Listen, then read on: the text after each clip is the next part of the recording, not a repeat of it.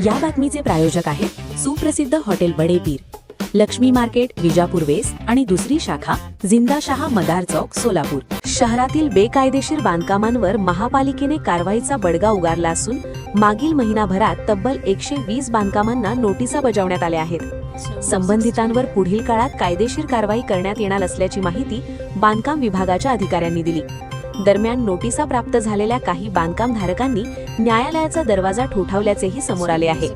शुक्रवारी झालेल्या सर्वसाधारण सभेत या मुद्द्यावरून जोरदार चर्चा झाली.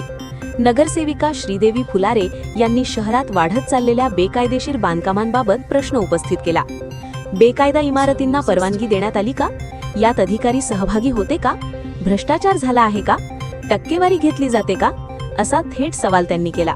तसेच या प्रकरणाचा खुलासा करून संबंधितांवर कठोर कायदेशीर कारवाई करावी अशी मागणी त्यांनी केली. महापालिका प्रशासनाने नोटिसा देण्याची कारवाई सुरू असल्याचे स्पष्ट केले असून न्यायालयीन प्रक्रियेचा निकाल लक्षात घेऊन पुढील निर्णय घेतला जाईल, असे अधिकाऱ्यांनी सांगितले. शहरात वाढत्या बेकायदेशीर बांधकामांच्या पार्श्वभूमीवर महापालिकेची ही कारवाई महत्त्वाची मानली जात आहे. ताज्या घडामोडीसाठी पाहत रहा लोकराज्य न्यूज मराठी.